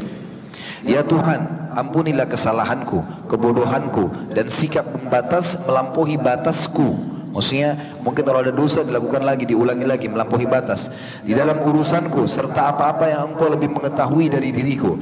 Ya Allah, ampunilah aku pada kesalahan yang aku lakukan dalam seriusku dan senda gurauku, kesalahan yang tidak aku sengaja atau yang aku sengaja, semua itu ada padaku. Ya Allah, ampunilah aku dari dosaku yang telah aku lakukan sebelum ini dan yang akan aku lakukan di masa depan, yang aku rahasiakan, yang aku tampakkan, serta apa yang engkau lebih mengetahuinya dari diriku. Engkau lah yang mendahulukan siapa yang engkau kehendaki kepada rahmatmu, dan engkau pula yang mengakhirkan siapa yang engkau kehendaki dari rahmatmu, serta engkau lah yang maha kuasa atas segala sesuatunya. Ini disebutkan oleh Imam Bukhari Muslim di dalam hadis yang sahih. Beristighfar ini teman-teman memiliki banyak manfaat. Di antaranya adalah dia menunaikan titah Allah Subhanahu Wa Taala dalam ibadah sendiri. Selain dia memohon ampun, dia sendiri ibadah. Jadi dicatat sebagai tambahan ibadah amal soleh kita dengan mengucapkan astagfirullah. Selain fungsinya dia membersihkan dosa. Karena memang Allah Subhanahu Wa Taala memerintahkan Nabi-Nya Muhammad Sallallahu Alaihi Wasallam untuk beristighfar, dan itu terjadi juga pada umatnya. Ya. Sebagaimana Allah mengatakan dalam surah Muhammad ayat 19, A'udzu billahi minasyaitonir rajim, fa'lam annahu la ilaha illallah wastaghfir li dzambika walil mu'minina wal mu'minat wallahu ya'lamu mutaqallabakum wa mathwaakum. Maka ketahuilah bahwasanya sesungguhnya tidak ada Tuhan yang berhak disembah selain Allah, dan mohonlah ampun bagi dosamu dan bagi dosa orang-orang mukmin laki-laki dan mukminah perempuan, dan Allah mengetahui tempat kamu berusaha dan tempat tinggalmu. Yang kedua, tentu cukup banyak dalil tentang masalah ini, saya ringkaskan. Yang kedua adalah istighfar termasuk sebab rezeki. sebagaimana disebutkan dalam kisah Nabi Nuh alaihissalam, pada saat beliau mau menjanjikan dan mendakwahi kaumnya supaya mau bertobat dan kembali ke jalan Allah, mereka selalu datang tiap hari ke patung-patung dan memohon kepada patung-patung tersebut. Maka Nabi Nuh berkata dalam surah Nuh ayat 10 sampai ayat 12, A'udzu billahi minasyaitonir rajim, faqultu astaghfiru rabbakum innahu kana ghaffara yursilis samaa'a 'alaikum midrara wa yumditkum bi amwalin wa banina wa yaj'al lakum jannatin wa yaj'al lakum anhara. Yang artinya, maka aku katakan kepada mereka, mohonlah ampun kepada Tuhanmu, sesungguhnya Dia Maha Pengampun. Niscaya Dia Allah akan mengirimkan hujan kepadamu yang lebat dan memperbanyak harta juga anak-anakmu, dan mengadakan untukmu kebun-kebun, dan mengadakan pula untukmu sungai-sungai. Allah juga menceritakan tentang Nabinya Hud alaihissalam di dalam surah Hud ayat 52. A'udzu billahi minasyaitonir rajim. Wa ya qaumi astaghfiru rabbakum thumma tubu ilaihi yursilis samaa'a 'alaikum midrara wa yazidkum quwwatan ila quwwatikum wa la tatawallaw mujrimin. Dan Nuh atau Hud berkata kepada kaumnya, hai kaumku, mohonlah ampun kepada Tuhan kalian, lalu bertaubatlah kepadanya. Niscaya dengan istighfar dan taubat itu Dia akan menurunkan hujan yang sangat deras atasmu, maknanya rezeki yang banyak dari langit, dan Dia akan menambahkan kekuatan ke atas kekuatanmu, dan janganlah kamu berpaling dan berbuat dosa. Istighfar juga akan memberikan jalan keluar dari segala macam permasalahan, termasuk kalau pada saat hujan tidak mau turun. Disebutkan dalam sebuah riwayat bahwasanya Umar bin Khattab radhiyallahu anhu di zaman khilafahnya beliau pernah terjadi peceklik. Lalu kemudian beliau mengajak manusia untuk sholat istisqa, minta turun hujan. Lalu kemudian beliau memperbanyak istighfar. Lalu setelah itu beliau bubarkan, setelah memohon ampun bubarkan. Lalu ada orang-orang yang bertanya, wahai Amir Mukminin, kenapa anda tidak memohon turun hujan? Maka kata Umar, aku telah memohon hujan dengan hal yang terbaik yang bisa mengundang hujan itu, yaitu istighfar. Lalu beliau membaca firman Allah tadi, mohonlah ampun kepada Tuhanmu, sesungguhnya Dia Maha Pengampun, niscaya Dia akan mengirimkan hujan kepadamu yang lebat. Juga kata Nabi SAW, man aktsara istighfara ja'alallahu lahu min kulli dhiqin makhraja wa min kulli hammin faraja wa razaqahu min haitsu la yahtasib. Siapa atau barang siapa memperbanyak istighfar, jadi banyak, bukan 1-2 kali, tapi rutin lisannya mengucapkan itu. Ya, kalau bahasa saya biasa di pengajian, 2 kalimat zikirin luar biasa. Alhamdulillah, astagfirullah. Ini luar biasa. Alhamdulillah memperbanyak nikmat, istighfar mengampuni dosa. Ini kalau sering kita ucapkan luar biasa, tanpa lagi ada perhitungan. Ya. Kalau perlu tidak ada lagi jumlahnya. Seperti Ibnu Taimiyah tadi mengatakan, beliau mempunyai masalah yang sangat berat, lalu beliau beristighfar sampai 1000 kali, dan akhirnya Allah SWT berikan jalan keluar dari permasalahannya. Hadis ini bermakna barang siapa memperbanyak istighfar, niscaya Allah akan menjadikan untuknya jalan keluar dari setiap kesempitan dan kelapangan dari setiap kesedihan, dan Allah memberinya rezeki dari arah yang tidak disangka-sangka. Hadis ini hadis sahih riwayat Imam Ahmad. Istighfar yang banyak dibaca juga menyebabkan menjadi masuk ke dalam surga. Sebagaimana sudah kita sebutkan tadi hadis tentang Sayyidul Istighfar, hadis sahih riwayat Bukhari. Ya, Allahumma anta rabbi la ilaha illa anta khalaqtani sampai akhir sudah kita bacakan tadi. Kata Nabi SAW, siapa yang baca di pagi hari ikhlas dan yakin dalam hatinya tentang istighfar ini, maka kalau dia meninggal sebelum sore hari dia pasti masuk surga. Kalau dia baca malam hari, yakin dalam hatinya. Dalam hadis ini dikatakan mungkin, ya, dia harus yakin dalam hatinya. Wa huwa muqinun biha, dia yakin dengan kalimat istighfar atau saat istighfar ini, maka dia ucapkan malam hari. Kalau dia meninggal sebelum pagi hari, dia pasti masuk ke dalam surga. Yang keempat, istighfar akan memaafkan semua dosa-dosa asal diucapkan dengan ikhlas, sebagaimana Allah menjelaskan dalam surah Al-Imran ayat 135. A'udzu billahi minasyaitonir rajim, walladzina idza fa'alu fahishatan aw zalamu anfusahum dzakarullaha fastaghfiru lidzunubihim wa may yaghfiru dzunuba illallaha wa lam yusirru ala ma fa'alu wa hum ya'lamun. Dan juga orang-orang yang apabila mengerjakan perbuatan keji atau dosa atau menganiaya diri mereka sendiri, mereka ingat pada Allah. Makna, sebagian ulama tafsir mengatakan maknanya kalau ada orang berbuat dosa sementara ada iman walaupun kecil dalam hatinya, Allah akan buat dia punya rasa penyesalan atau khawatir. Itu namanya menganiaya diri. Dia berhenti, maka ingat kepada Allah, lalu memohon ampun terhadap dosa-dosa mereka. Dan siapa yang dapat mengampuni dosa selain Allah? Dan mereka tidak meneruskan perbuatan keji itu sedangkan mereka mengetahuinya. Juga Allah memastikan dalam surah An-Nisa 110, siapapun yang beristighfar Allah akan terima selama dia ikhlas. Kata Allah SWT, a'udzubillahi minasyaitonirrajim, wa may ya'mal su'an aw yadhlim nafsahu thumma yastaghfirillah yajidillahu ghafurar rahima. Barang siapa yang mengerjakan kejahatan dan menganiaya dirinya, kemudian ia memohon ampun kepada Allah, niscaya mendapati Allah Maha Pengampun lagi Maha Penyayang. Teman-teman di sini yang hadir, mudah-mudahan tidak ada, tapi kalau ada yang sedang menghadapi masalah tidak selesai-selesai, atau ada orang yang mengganggunya juga tidak selesai-selesai, maka istighfar saya kata kunci. Enggak usah repot menghabiskan waktu untuk mengurus mereka, kecuali dalam keadaan darurat. Kalau tidak, sudah biarkan saja. Kita beristighfar kepada Allah SWT. Mungkin ada sebab dosa kita tidak tahu, dan Allah mau bersihkan sebelum di akhirat. Itu jauh lebih baik daripada di akhirat kita dihisab. Mungkin di dunia hanya dengan sakit 3 hari, mungkin hanya karena ada yang digibah sekian hari, mungkin hanya karena hilang sebuah benda, mungkin yang masih bisa diganti dengan dia. Lebih baik daripada dihukum oleh Allah SWT pada hari kiamat. Maka perbaiki hubungan sama Allah, Allah pasti akan perbaiki hubungan dia dengan makhluk.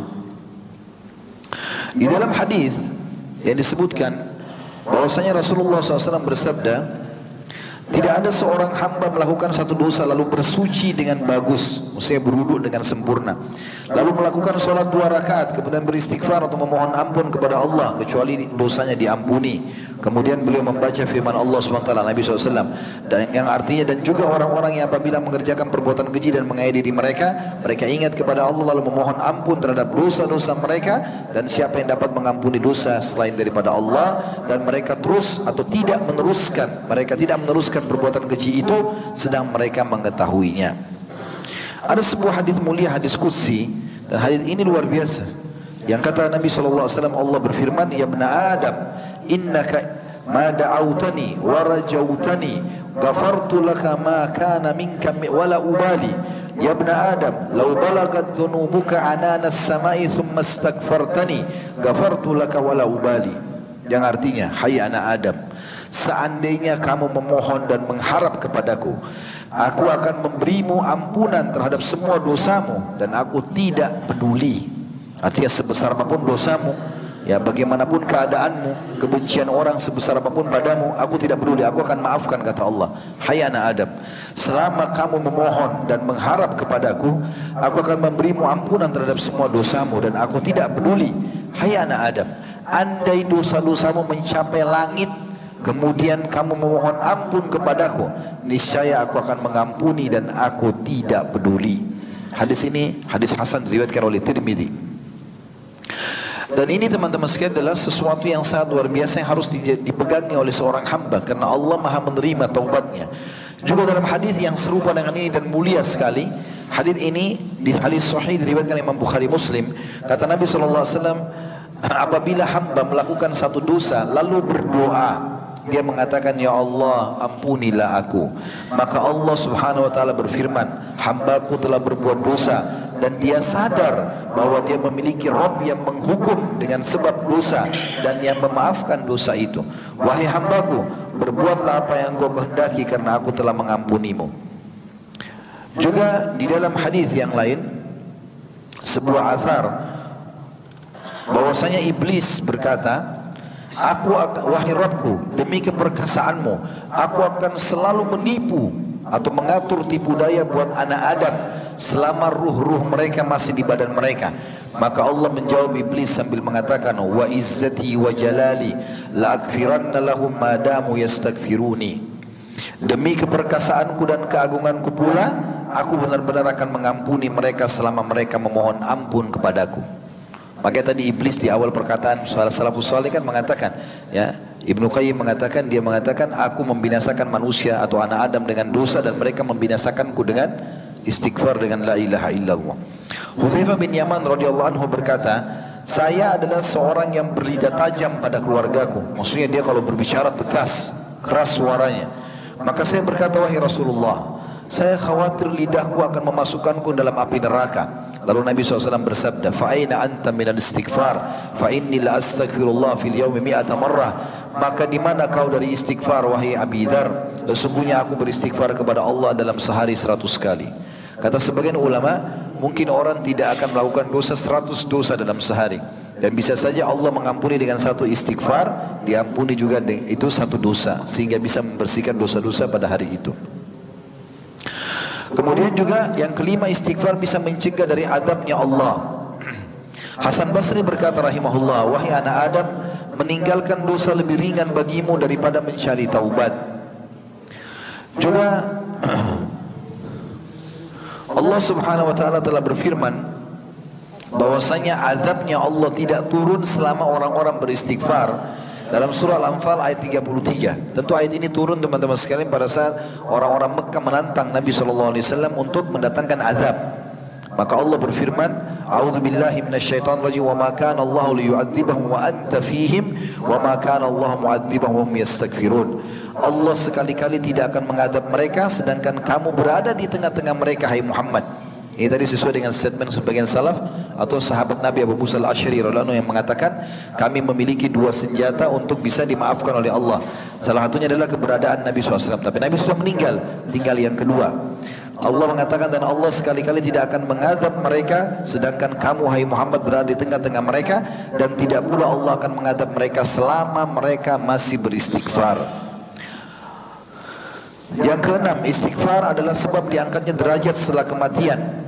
Artinya memperbanyak derajat kita di surga, terutama kalau kerabat kita sudah meninggal. Dan usahakan kita punya keturunan teman-teman sekalian yang bisa memohon ampun untuk kita. Ajarkan lisan anak-anak kita, Rabbighfirli wali walidayya warhamhuma kama rabbayani shaghira, selalu biar mereka ucapkan sebelum tidur, mereka ucapkan dalam setiap keadaan, karena ini sangat besar manfaatnya. Karena kata Nabi SAW dalam sebuah hadis yang sahih, Inna Allah Azza wa Jal la yarfa'u darajata lil abdi salih fil jannah fayaqul ya Rabbi anna li hadhihi fayaqul bistighfari waladika lak. Sesungguhnya Allah Ta'ala atau Allah yang Maha Suci dan Maha Pemurah mengangkat derajat seorang hamba yang saleh di surga, sehingga dia bertanya, wahai Rabbku, dari mana nikmat yang besar ini hamba terima? Maka Allah berfirman, dari istighfar anakmu untukmu. Dan hadis ini sahih riwayat Imam Ahmad. Juga sabda Nabi SAW yang hadis yang masyhur, kalau mati atau anak Adam telah meninggal dunia, maka amalnya akan terputus kecuali dari tiga: sedekah jariah, ilmu bermanfaat, atau anak soleh yang selalu mendoakannya. Masuk dalamnya adalah beristighfar untuknya. Hadis sahih riwayat Imam Muslim. Yang ketujuh, istighfar akan membersihkan hati manusia, karena memang hati ini adalah sumber ketenangan jiwa kita. Kapan hati seseorang tenang? Biar dia tinggal di gubuk yang kecil, biar makannya hanya sedikit makanan atau makanan bekas, dia akan merasa dunia ini luas bagi dia. Ada orang makanannya mewah, kendaraannya mewah, rumahnya mewah, tapi merasa sempit semuanya karena banyaknya dosa dalam hati. Kalau hati ini sudah suci dan bersih, maka semuanya terasa lapang. Dan itu disebabkan salah satunya adalah istighfar. Sebagaimana sabda Rasulullah SAW, innal mu'mina idza adnama dhanban kanat nuqtatun sauda'un fi qalbihi فإن تاب ونزع واستغفر سقل قلبه منها فإن زادت حتى تغلف قلبه فذلك الران الذي ذكره الله في كتابه كلا بران على قلوبهم ما كانوا يكسبون. Yang artinya, sesungguhnya apabila seorang mukmin melakukan satu dosa, maka diberikanlah titik hitam dalam hatinya. Jika dia bertobat dan meninggalkan dosa itu serta beristighfar, maka bersihlah hatinya tadi. Tapi kalau dia menambah dosa, maka bertambah pula titik hitam itu sampai menutupi seluruh hatinya. Dan itulah makna ar-ran dalam firman Allah yang disebutkan sekali-kali demikian. Sesekali-kali tidak demikian. Sebenarnya apa yang mereka usahakan itu menutupi hati mereka. Makna ran artinya menutupi hati mereka. Yang kedelapan, istighfar menjadi penyebab datangnya rezeki yang luas, baik harta, keturunan, dan juga masuk dalamnya diangkatnya segala macam permasalahan atau penyakit. Sebagaimana Allah berfirman dalam surah Nuh, tadi sudah kita bacakan surah ini 3 ayat 10, 11 dan 12. Nabi Nuh berkata kepada kaumnya, a'udzubillahi minasyaitonirrajim, faqultu astaghfiru rabbakum innahu kana ghaffara. Aku berkata kepada mereka, mohonlah ampun kepada Tuhanmu, sesungguhnya Dia Maha Pengampun. Maka manfaatnya, yursilis sama alaikum midrara, Dia akan kirimkan untuk kalian hujan yang deras. Karena hujan kalau turun, tumbuh-tumbuhan akan subur, hewan-hewan akan sehat, semuanya akan bersih di muka bumi ini karena air hujan itu. Dan kemudian wa yumditkum bi amwali wa banina wa yaj'al lakum jannatin wa yaj'al lakum anhara, dan pasti Dia akan melipat gandakan dan memperbanyak harta kalian, keturunan kalian, dan kebun-kebun kalian juga memperbanyak sungai-sungai buat kalian. Yang kesembilan, istighfar akan menambah kesehatan dan kekuatan. Sebagaimana Nabi Hud berkata kepada kaumnya dalam surah Hud ayat 52, A'udzu billahi minasyaitonir rajim, wa ya qaumi istaghfiru rabbakum thumma tubu ilaihi yursilis samaa 'alaikum midrara wa yazidkum quwwatan ila quwwatikum wa la tatawallaw mujrimin. Dan dia Hud berkata, hai kaumku, mohonlah ampun kepada Tuhan kalian dan bertobatlah kepadanya. Pasti atau niscaya Dia Allah akan menurunkan hujan yang sangat deras untuk kalian, dan Dia pasti menambahkan kekuatan atau kesehatan kepada kekuatanmu, dan janganlah kamu berpaling dan berbuat dosa. Teman-teman sekalian, banyak sekali kisah-kisah yang berhubungan dengan masalah istighfar, dan kita tutup pertemuan kita ini dengan kisah-kisah ini. Di antara kisah yang masyhur adalah Hasan Basri rahimahullah. Beliau pernah mengaplikasikan surah Nuh ayat 10 sampai ayat 12 tadi dalam realita kehidupan. Pernah ada 3 orang yang datang kepada beliau. Yang pertama adalah orang yang sudah lama menikah tapi tidak punya anak. Kemudian yang kedua sudah lama berobat tapi tidak pernah sembuh penyakitnya. Yang ketiga sudah lama bekerja tidak pernah kaya-kaya. Kebetulan ketiga orang ini secara berurutan datang di waktu yang berdekatan di rumah Hasan Basri. Yang mengeluh pertama mengatakan, saya sudah lama menikah tapi tidak punya keturunan. Maka dia bilang, saya sudah ikhtiar, saya sudah ke tabib ini, tabib itu. Lalu apa saran anda? Kata Hasan Basri, kata Hasan Basri rahimahullah, perbanyak istighfar. Bukan baca istighfar ya, perbanyak, ucapkan terus.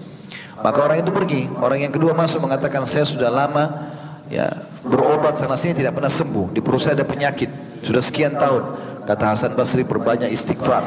Kemudian yang ketiga datang mengatakan, saya sudah lama bekerja tidak pernah kaya seperti fulan. Itu juga orang yang kaya di wilayah itu.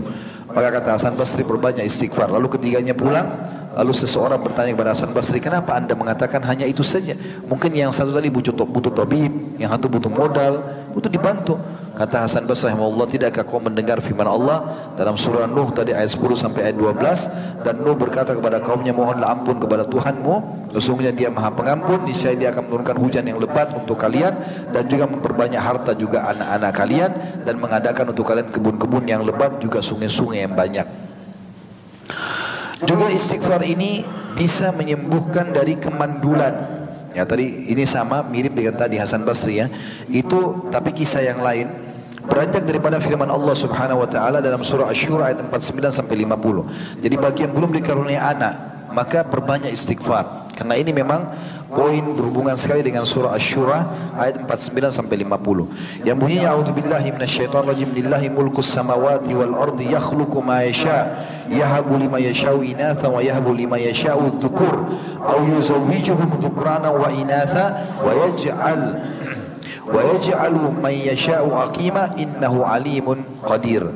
Kepunyaan Allah lah kerajaan langit dan bumi. Dia menciptakan apa yang Dia kehendaki. Dia memberikan anak-anak perempuan kepada siapa yang Dia kehendaki, dan memberikan anak laki-laki kepada siapa yang Dia kehendaki. Atau Dia menganugerahkan kedua jenis laki-laki dan perempuan kepada siapa yang Dia kehendakinya, dan Dia menjadikan mandul siapa yang Dia kehendaki. Sesungguhnya Dia Maha mengetahui lagi Maha menguasai atau Maha kuasa. Dalam sebuah hadis ya menjelaskan tentang tafsir surah Asy-Syura 49 sampai 50 ini, disebutkan bahwasanya Abu Hanifah menukil sebuah kisah dari Jabir bin Abdullah radhiyallahu anhu bahwa seorang laki-laki datang kepada Rasulullah SAW lalu mengatakan, wahai Rasulullah, aku tidak dikaruniai anak seorang pun dan aku tidak memiliki anak. Maka Nabi SAW mengatakan, fa'aina anta min kathratil istighfar wa kathratis sadaqati turzaqu bihima. Mana kamu dari berbanyak istighfar dan sedekah, karena keduanya akan mendatangkan rezeki anak ya untukmu.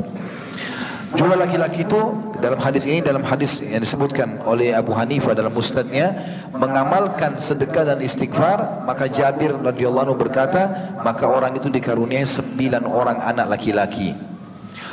Syekh Aid menyebutkan dalam sebuah kisah, di antara kisah yang menyentuh bahwasanya ada seseorang yang hidup di masa itu lagi mandul. Tidak memiliki anak, para dokter tidak mampu lagi mengobatinya, serta berbagai obat sudah tidak mempan lagi. Dia bertanya kepada seorang ulama, lalu memberinya resep, kamu harus banyak istighfar di pagi dan sore hari, karena Allah berfirman, wa yumditkum bi amwali wa banin. Dia pasti akan memperbanyak dengan istighfar harta dan anak-anak kalian. Lalu orang itu memperbanyak istighfar dan melakukannya dengan rutin, maka Allah mengaruniakan keturunan yang saleh. Istighfar akan memberikan rezeki kalau diamalkan, bahkan bisa menyelesaikan banyak permasalahan. Di antaranya disebutkan dalam kisah, tentu saya nukil dari buku ini ya, yang ditulis oleh Hasan bin Ahmad bin Hasan Hammad atau Hammam. Dia menukil sebuah kisah bahwasanya seorang ikhwan pergi ke pasar untuk menjual dagangannya. Waktu itu pasar sesak dengan penjual dan pembeli. Ini berita gembira bagi para pedagang. Kalau dagangannya tidak laku, maka ini solusinya. Orang ini duduk di tempat yang telah disiapkan untuk jualan dan menjajakan dagangannya. Sementara itu ia duduk di dekatnya. Waktu berlalu lama tapi orang-orang tidak ada yang tertarik dengan barangnya. Orang-orang datang melihat kemudian pergi. Tidak ada yang menawar ataupun membeli sedikit pun. Dia sangat membutuhkan uang dan mau tidak mau harus menjual barangnya ini. Waktu sudah lama tapi tidak seorang pun mau membeli. Dia merasa sempit dan mulai berpikir apa yang harus dia lakukan. Seketika muncul di ingatannya dalam ingatannya sebuah hadis Nabi yang berbunyi, siapa yang memperbanyak istighfar, niscaya Allah akan menjadikan untuknya kelapangan dari setiap kesedihan dan jalan keluar dari setiap kesempitan, dan Allah memberikan rezeki dari arah tidak disangka-sangka. Maka dia pun mulai beristighfar dan beristighfar non-stop. Dia bercerita, demi Allah, tak kala saya memulai istighfar, orang-orang mulai datang kepadaku. Yang ini ingin membelinya, yang lain lagi ingin agar dia membelinya. Maka yang satu meninggikan harta atau harganya, yang satu meninggikan lebih banyak lagi. Sampai akhirnya mereka berebut dan habis daganganku. Alhamdulillah, saya pun pulang ke rumah membawa seluruh uang yang saya harapkan, dan kedua mata saya meneteskan air mata karena rezeki yang Allah berikan ini. Begitu juga dalam kisah yang lain dinukil bahwasanya seseorang pernah bertengkar suami istri dalam rumah tangganya. Maka kata orang ini, dia ceritanya seperti itu, dinukil dalam buku ini saya bacakan. Di suatu hari aku pulang ke rumah dalam keadaan letih dan penuh beban. Aku membuka pintu ketika tiba-tiba istri menunggu penuh dengan tanda marah dan emosi. Maksudnya istrinya marah dengan dia. Dia langsung menjelajahiku dan dengan berbagai pertanyaan, menanyakan beberapa pertanyaan. Saya tidak bisa menguasai diri lalu menghadapinya dengan emosi dan amarah yang sama. Malam sudah larut sementara debat dan masih terus berlanjut sampai menjelang subuh. Akhirnya istriku mengambil inisiatif meninggalkan rumah dan pergi ke rumah orang tuanya. Saya berusaha mengurungkan tekadnya tapi tidak berhasil. Dia masuk kamar kami, mempersiapkan tasnya lalu bergegas pergi. Saya meninggalkannya dan keluar dari rumah tanpa tahu kemana dia pergi atau tanpa tahu kemana harus pergi. Saya sangat emosional dan marah pada saat itu. Di samping rumahku terdapat sebuah masjid dan azan sebentar lagi dikumandangkan. Saya masuk masjid, berwudu dan sholat 2 rakaat. Ini waktu masih sholat tahajud karena subuh belum masuk. Tak lama kemudian azan subuh dikumandangkan. Saya pun sholat subuh berjamaah. Saya diam di masjid beristighfar kepada Allah Subhanahu Wa Taala, dan keadaan itu terus berlangsung kurang lebih 1 jam. Lalu saya bangkit pulang ke rumah dan membuka pintu ketika tiba-tiba istriku duduk menungguku dengan senyum. Saya mengucapkan salam dan bertanya, kamu masih berkeras hati ingin pergi? Maka dia berkata, tidak, saya menyesal atas apa yang telah saya perbuat. Lalu saya bergumam, ini aneh, apa yang terjadi sebenarnya? Kemudian saya bertanya tentang rahasia di balik perubahan itu. Dia berkata, demi Allah, kata istrinya, saya tidak tahu. Akan tetapi sejak 1 jam yang lalu jiwa saya menjadi tenang dan saya sadar kalau saya salah, dan lalu Allah memberiku petunjuk. Saya teringat waktu itu, kata si suami, bertepatan dengan waktu yang saya duduk di masjid dan saya beristighfar kepada Allah, dan sesuai dengan sabda Nabi SAW, siapa memperbanyak istighfar, niscaya Allah akan memberikan kepadanya kelapangan dari setiap kesedihan dan jalan keluar dari setiap kesempitan, dan Allah memberinya rezeki dari tempat tidak disangka-sangka. Dan ini jelas sekali diberikan oleh atau dijanjikan oleh Nabi alaihi salatu wassalam. Tentu di sini banyak sekali kisah-kisah teman-teman sekalian, saya tidak bacakan semua, tapi ada di antara hal yang luar biasa adalah tentang masalah kisah gempa di Pakistan. Begitu ditulis dalam buku ini ya. Yang diketahui oleh banyak orang, di mana korbannya mencapai ribuan. Pertolongan Allah SWT berkenan menyelamatkan seorang laki-laki dari kematian. Pada saat gempa dia berada di rumah, sedang menyantap makanannya. Kemudian dia beranjak ke tempat tidurnya untuk sedikit istirahat. Saat dia terlentang di atas kasur, tiba-tiba gempa dahsyat terjadi. Kamar bergetar hebat, bahkan seluruh rumah, atap di atasnya mulai retak dan dia melihatnya.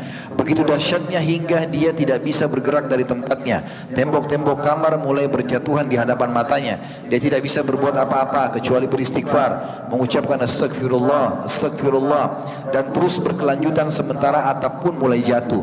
Peristiwa ini terjadi begitu singkat, tidak lebih dari beberapa menit saja. Allah Azza wa Jalla berkehendak menyelamatkan orang ini. Dia menceritakan dirinya, atap yang terbuat dari tanah Khurasan yang tebal benar-benar jatuh. Akan tetapi alhamdulillah, runtuhannya jatuh di atas pojok ruangan kecuali tempat yang saya ada di sana. Saya bangkit dan segera keluar, lalu saya memuji Allah dan saya berkata, sungguh benar sabda Nabi SAW, barang siapa yang rutin beristighfar, maka niscaya Allah akan menjadikan untuknya kelapangan dari setiap kesedihan dan jalan keluar dari setiap kesempitan, dan Allah memberinya rezeki dari arah tidak disangka-sangka. Dan kalau kita mau menukil kisah, terlalu banyak, ribuan kisah berhubungan dengan masalah kisah istighfar ini. Intinya teman-teman sekalian, seringlah ucapkan istighfar diikuti dengan tulusan dalam hati, maka Allah SWT akan memberikan semua yang kita harapkan. Apa saja, sembuhnya penyakit, bertambahnya harta, bertambahnya keturunan, ya, terpecahkan semua permasalahan, bahkan keluar dari kesempitan dada ataupun masalah yang sedang dihadapi. Allahu a'lam. Baik, semoga Allah SWT memberkahi majlis kita teman-teman sekalian dan menjadikan ini sebagai tambahan amal kita pada hari kiamat, dan semoga seluruh amal yang sudah kita kerjakan, yang sedang kita kerjakan, dan juga yang akan kita kerjakan sampai menjelang ajal dan nanti diterima dengan pahala yang sempurna. Dan semoga seluruh dosa yang pernah kita kerjakan, tidak terkecuali yang besar ataupun kecil, sengaja tidak sengaja, samar ataupun nyata, semuanya diganti oleh Allah dengan kemampuannya menjadi pahala. Dan kita selalu berdoa agar Indonesia menjadi negara yang aman, tentram, damai, seluruh umat Islam di bawah naungan ukhuwah Islami, dan dalam hal ibadah mereka kembali kepada Al-Quran dan Sunnah. Dan semoga Allah mengaruniakan kita pemimpin muslim yang adil yang kembali kepada Al-Quran dan Sunnah, dan semoga Indonesia menjadi contoh bagi negara yang lain.